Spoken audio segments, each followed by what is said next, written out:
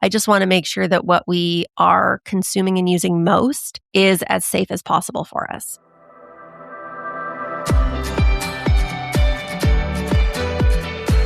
Welcome to Leaders of the West, a podcast for innovators and changemakers.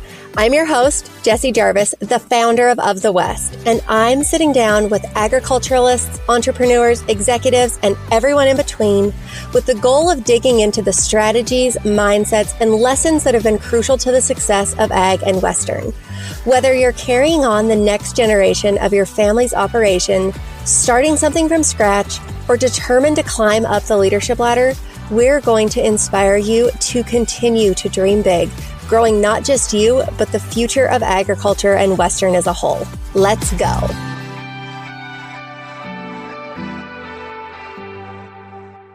Welcome back to this week's episode of Leaders of the West. It is our very first podcast for the month of July 2026. We are now officially 6 months plus 7 days into the year, which is just absolutely wild. And I know we always say that, right? But there is so much truth into, I feel like as you get older, time does go by so much quicker. Like it was Christmas just last week, and now here we are. We are kicking off Q3, which Of the West has some really excited things planned for both Q3 and Q4 that I am really looking forward to, that we have been working very, very hard on for you guys. We've also been launching a lot of really great platform updates, which I've already detailed to those of you who are users in various emails that we have sent, but I will probably record a podcast episode here in the near future as we continue to release a few more to really go over those and explain not only what they mean for those of you who use the site as employers and who use the site as job seekers, but also kind of where those updates and developments are getting us towards the future. Because that is something that we are always continually thinking of now is what's next. And not in a way that means we're not committed to what we're doing right now, but when it comes to being a tech platform, we always have to continue to evolve and grow and continue to develop our offerings so that they match the needs of our users and that user experience as technology continues to develop. And it seems like that is at such a rapid pace, which I love it and hate it, right? We picked the business that we're in. And if I am somebody who is going to build a platform and then think it's going to be able to exist as it was when it was very first developed and never make any changes to it, then I am definitely in the wrong business. So we have been working on a lot of really great updates, and I'm very, very excited about what is to come in the future. But all of that to say, we're going to get into a part 2 episode today. So a few weeks ago, I gave you guys part 1, and I promised I would come back for a second part to that podcast on clean product swaps that I have made in our home and in our lives when it comes to just being mindful of the types of products that we surround ourselves with. So you guys loved that episode, which I am so very thankful for. Thank you for all of the kind words. There are so many of you who are in that same journey, or whether it is earlier phases, later phases, you are right there alongside me as far as the types of products and swaps that you've made. So I'm going to kind of continue on in case you missed that episode and you're listening to this and you're like, wait, what are you talking about? Let me back up real quick. A couple of weeks ago, I shared an episode specifically on clean product swaps that we have made myself and as a family. Specifically, though, they were all like hair, body, beauty, makeup, like girl talk, if you will. So today we're going to continue on with that and talk more about just household changes that we've made, kitchen, things of that nature. So if you missed that episode, I would encourage you guys to go back a couple of weeks and listen to that. We'll link it in the show notes, so it's really easy to find.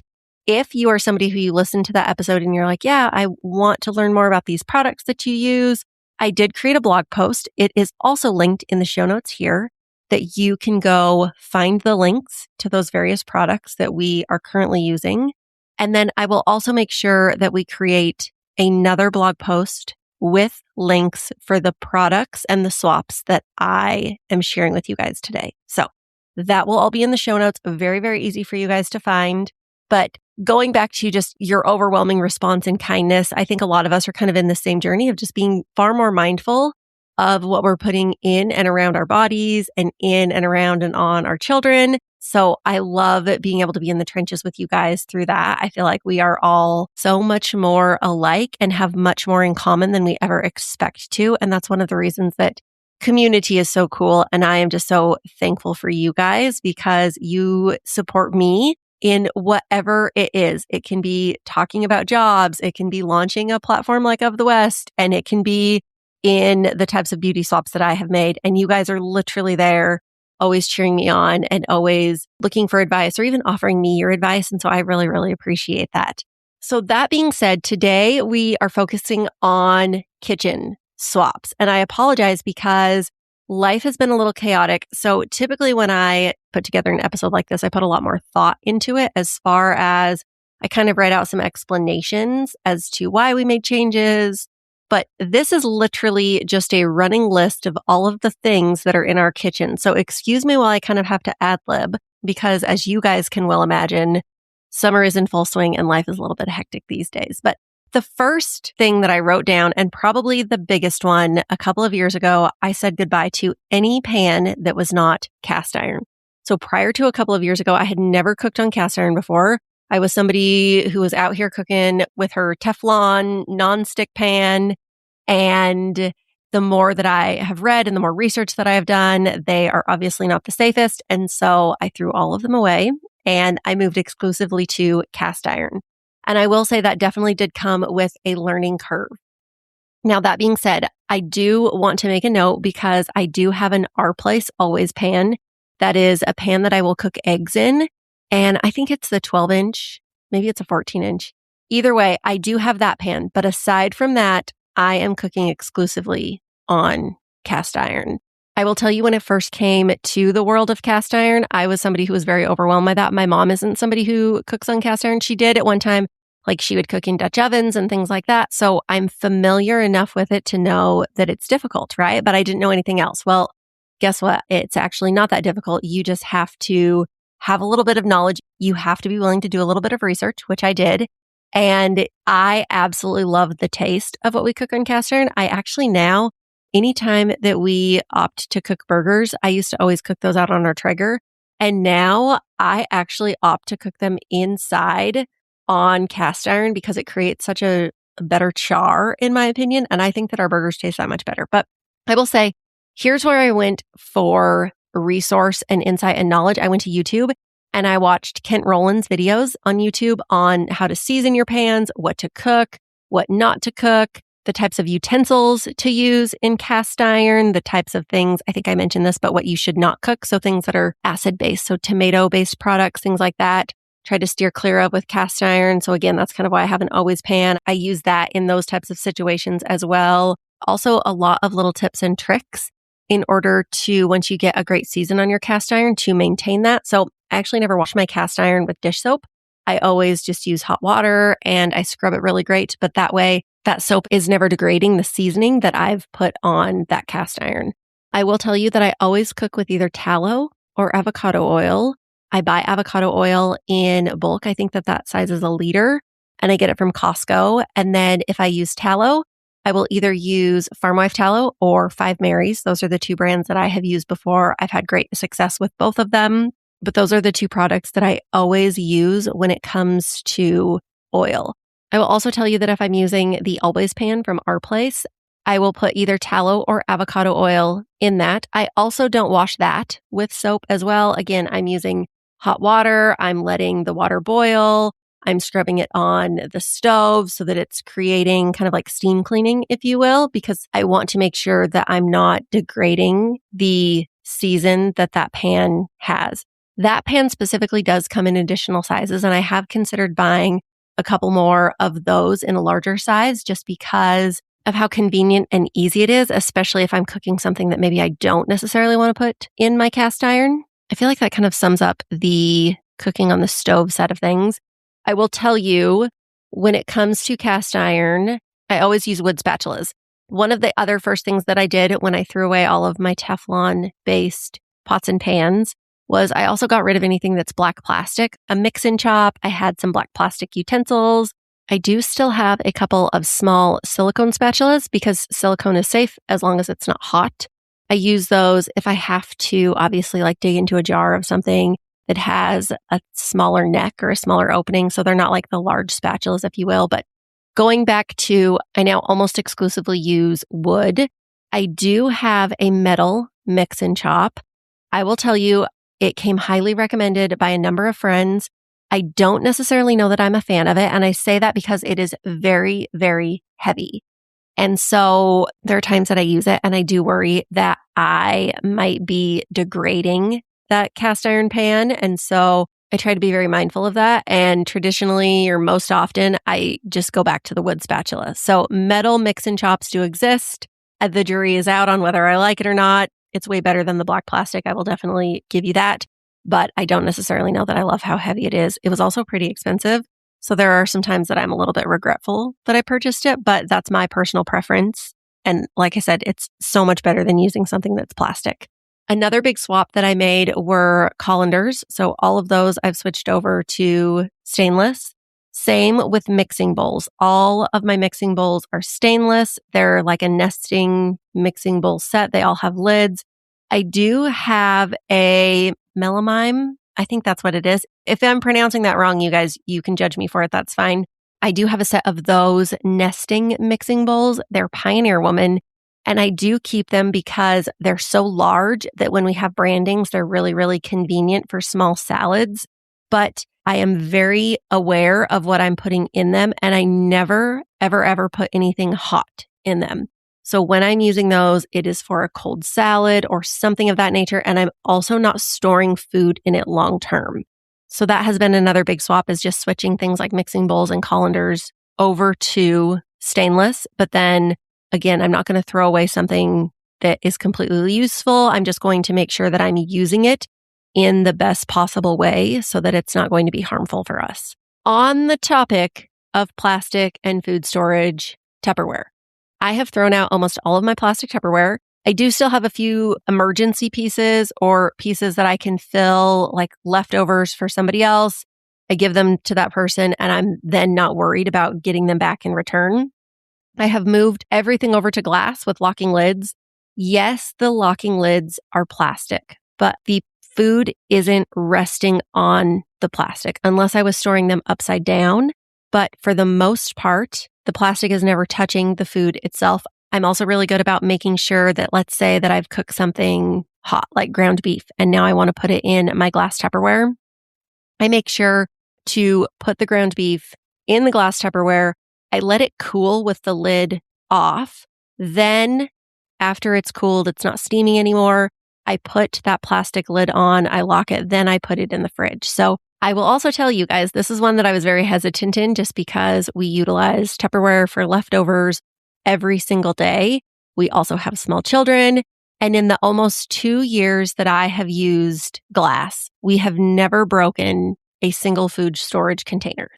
That was one of my biggest worries when making that shift from plastic to glass. But I'm feeling pretty dang confident in the fact that I've never broken one in the last 2 years. I'm sure now that I've said that out loud, I probably will. But if that too has been a worry of yours as to why you're a little bit hesitant maybe to make the move from a plastic Tupperware over to glass, I can confirm it's not near as bad as I expected it to be. It's actually not bad at all. I do have a few different brands that I like. I like the Food Snap brand. I've gotten those at Costco. And again, I'll make sure that I link the different versions that I use in that blog post that you guys can follow up with. I will say most recently, because I have some that are obviously squares, rectangles, then I have round, like circular containers as well. I did recently buy some Anchor Hawking, I believe is the brand, and I don't necessarily like the way those lids fit. They're not locking, snapping lids. And so as I continue to buy more, I will make sure that I only buy the snapping, locking lid.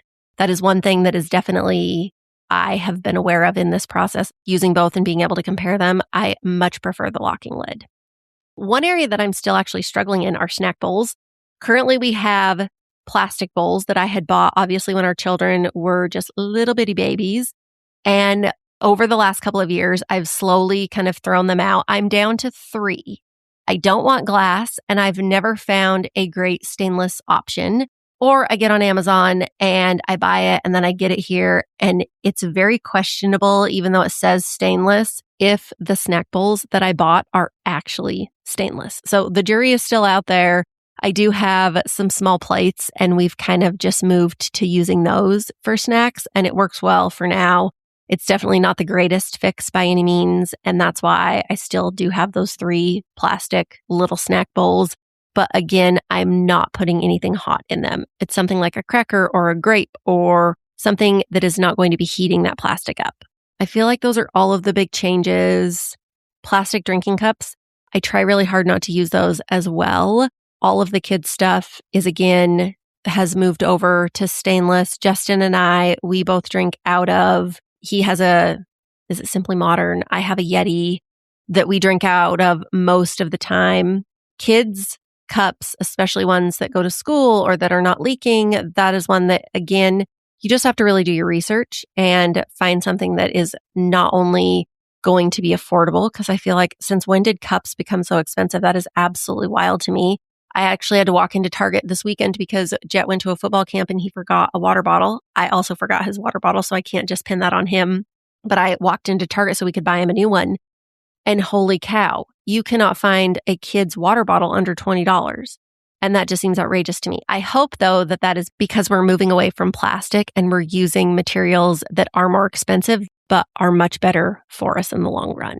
Okay, I'm mentally walking around my kitchen, you guys. Oh, let's talk about dish soap. So for dish soap, cleaning products, the brand that I use is Altitude. Ooh, the dishwasher, I will tell you guys, this is tricky. I actually just had to go through this process of buying a new dishwasher after we had gotten a dishwasher like 9 months ago. I was very discouraged because in my mind, a dishwasher should sure as heck last for longer than 9 months. As you can well imagine, I was not a very happy camper about that. And I probably could have gone through the warranty process. But as you guys are also very well aware, at what point is me calling the company and complaining about the warranty and going back and forth, the amount of hours that takes and how many months is it going to be until I get a dishwasher? I just bought a new dishwasher and I called it good. That being said, when I had the dishwasher repairman come, he told me this. I had never learned this before. I hope it's true. I hope this is not like my hard-boiled egg story where I learned something from the internet, except this was Rich, the nice appliance man. But he said that your dishwasher can't have suds of any kind. So you have to ensure that the dishwasher pods or soap or detergent that you're using doesn't have any suds. So it is not a sudsing product.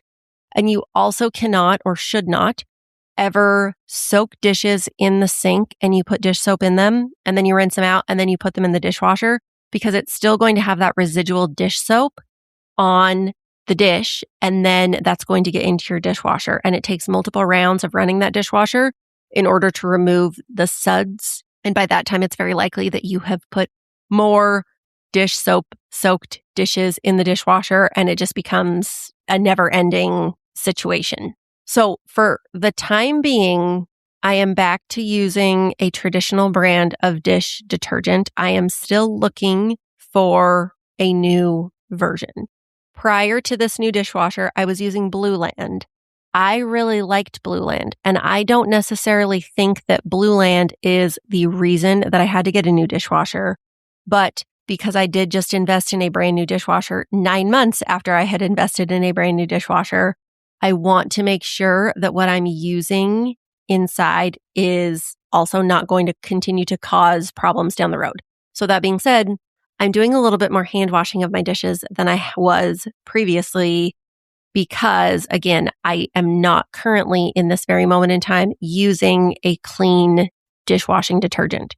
So that's where I'm at on that. And that's why I tell you guys, this is a work in progress, right? This is something that here I am doing my best to eliminate toxins in all other areas of life, so that when I tell you I have to use Finish for my dishwasher detergent, that I don't feel as bad about it, because I know that I've done my best to eliminate the amount of toxins that we have in and around ourselves on a daily basis in all other areas of our lives.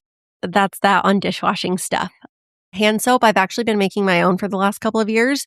The recipe that I use is 2 tablespoons of liquid Castile soap, a tablespoon of fractionated coconut oil, 10 to 15 drops of an essential oil. I've used mint, I've used lavender, I've used On Guard, I've used clove too, and then distilled water in a foaming soap dispenser. I honestly make this by like the gallon, and then that way I always have one that I can continually refill once if the kitchen soap dispenser is empty, I can just go to our laundry room and refill it out of like the massive jug of hand soap that I've made. I've also made my own counter cleaner. And when I say that, I'm actually going to call it a surface cleaner because I use it on counters, windows, basically any surface in our home. And it's a 1-to-1 ratio of distilled water, white vinegar, and then about 10 drops of On Guard. I have these in glass spray bottles. I've used these for the last 2 years now. I've never once broken a glass spray bottle, so I feel very confident in the safety of that product, if you will. I was a little bit worried, again, moving from plastic to glass, but I haven't had any issues with it. So that is 1-to-1 ratio, distilled water, white vinegar, and then I use about 10 drops of On Guard. So like I said, I have used this as a surface cleaner across all areas of our home, kitchen, bathroom, toilet seats, the windows, mirrors, literally anything for the last 2 years. We're relatively healthy people, so it's definitely doing its job. But I'm also going to tell you guys, if we had something like norovirus come through our house, guess what? I am going to go use some bleach. So this is, again, kind of going back to the whole dishwasher thing. I am trying to eliminate these types of products as often as possible from our daily lives. But I'm also very aware that certain situations need certain care or certain products, and I am not afraid to use those. I just want to make sure that what we are consuming and using most is as safe as possible for us. When it comes to wood surfaces, I actually just use a damp cloth to kind of like dust our wood, if you will. So I wipe it down and then I will condition with an orange oil. I've had really great luck with that. Laundry soap, this could be its own podcast. And I see that we're already getting pretty close to 30 minutes. So I want to kind of wrap this up for the sake of time for you guys. But laundry itself is really tricky, especially for those of us in agriculture who are dealing with dirt and grime and oil and gasoline and kids' grass stains and all the other things that are in our daily lives. And this also goes back to what I told you guys in the very first episode about how the product that I use today may not be the product that I'm using 6 months from now, because I'm always continually trying new products to make sure that the product that I am using now is one that I think is best. Because how am I ever going to know that it's the best if I'm not continuing to compare it to other products? So right now I'm using Dirty Labs. They have a liquid laundry detergent that I use, and then I'm also using their enzyme booster. Here's why this is important. And I have gone down the rabbit hole when it comes to laundry because I am the person who I have a nice shirt. It is pretty dang clean. I just know that I've probably worn this a couple of times and it needs to be washed now. I put it in the washing machine. I take it out of the washing machine. I put it in the dryer. It comes out of the dryer. And all of a sudden there are these teeny tiny little oil spots all over it. That how did that get there? Because I didn't have any oil. I wasn't around any oil. Like what? Where did this come from? So I say this because I know that this is something I have seen this time and time again in different groups, on reels, on Instagram. Like this is something that we all deal with. And so I'm actually part of a laundry group on Facebook. I feel like now that I've admitted that makes it sound like I'm a 60-year-old lady, but I finally asked one day what is causing these. And there was a laundry scientist who, I don't know if she's just very active in the group or if maybe she's one of the admins of the group. And I actually went to go look for this post ahead of time so that I could read it to you guys. But unfortunately, they have shut down the group just for the day. And so I can't see any of the comments. So I can't actually give you the word for word of what she told me. But basically, the oils that you get, if you are somebody who you also have this problem, those oils are poly something or others. And they are very present in shampoos, conditioners, body products, things of that nature. They're not toxic by any means, but basically what they do is when they get in the water, they then attach themselves to something new, which then is what leaves that oil stain on a product that looked clean when it went into the washer and somehow it came out dirty. So through that process, I learned that the only way that you can clean clothes is through the use of surfactants and enzymes. And so enzymes are what break down things like grease and proteins and fats and all of those things that are staining our clothes. So it's very important when you are using any kind of detergent that your detergent has enzymes. 3 to 4 enzymes is what is recommended. Obviously, the more enzymes that it has, the better job it's going to do when it comes to cleaning your products. That all to say, I really like Dirty Labs. I do dislike the fact that I have to buy a liquid detergent and then I also have to buy their enzyme booster. But if you use the detergent without the booster, you're not getting those enzymes. And if you only use the enzyme booster, then you're not getting the detergent side of things. So you really do have to have both. It is very concentrated, but because of that, it's also not necessarily the most affordable. So I like it for now, but I'm actively looking for something else. Again, that's not to say that it doesn't work, because it does, but I do feel like there is probably a better option out there than what I'm currently using. So that is something where I am continually trying new products. Let me also tell you guys, when it comes to grass stains, a lot of people like Mrs. Mouth's, and it's a stain remover that is known to be low tox. Personally, I've never really liked it. I've never had great success with it. The world raves about it. If you go to Amazon, it has like multiple thousands of 5-star reviews, but for whatever reason, it never seems to work for me. When it comes to grass stains, that Jet Jarvis, he is a magnet for grass stains. I don't know how he gets them. We could go to a parking lot and he is still going to walk away at the end of the day with grass stains. I don't know how he does it, but I still have to use a product like Shout in order to get those out.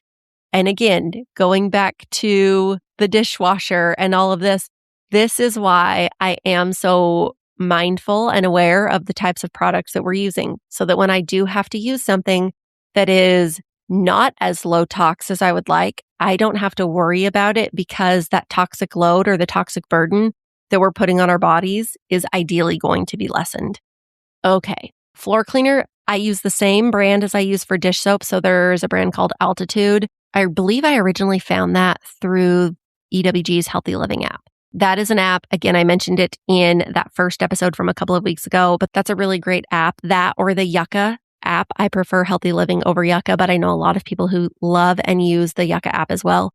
But those are really great ways to find out what are in the ingredients that are in your product. So if you're not currently using those, or one of those, I would highly encourage that, just to become a little bit more aware. It's definitely made that process easier for me. If there's anything else that I think of that maybe I didn't add in this episode, I will definitely link that in the blog post for the clean, we'll call it health and beauty. I kind of tried to categorize those by hair, beauty, makeup. So I will also categorize this kind of kitchen, cleaning, things of that nature. And then if there's any products that I may have forgotten to verbally mention, but that I use, I will link those in a, whoopsies, I forgot about this, but I still wanted you to have them. But as always, you guys, if you have any questions about this, please feel free to ask. By no means at all am I an expert. I am totally not. But every day I am continuing to get more and more educated on what we're putting in, on, around our bodies. And I'm also following people who are far smarter than me online. There is a lot of great information out there. You guys know that I love my friend Jenna Oxner. So I highly encourage you, if you have not yet followed her, to go do that, because she is like a level 10 crunchy mom. And I am always learning something new from her, especially in stories. She is the greatest. But there are lots of great people out there who are sharing those swaps, and they have definitely made my journey in this process a lot easier. I'm very thankful for them, but I want you guys to be able to have those same resources, because they're out there and they're free, and that's what resources are for. So I hope you guys have enjoyed this podcast today. Oh, and hey, July 7th, today is my mother's birthday. My mom is the greatest woman in the whole wide world. I just love her so very much. And I hope, Kim, Grammy Kimmy, that you have the greatest birthday of all time. To know you is to love you. And I am just so incredibly lucky for the woman that you are, and that you are my mom. So, okay, you guys, we will be back here next week. Brand new episode. We'll see you then.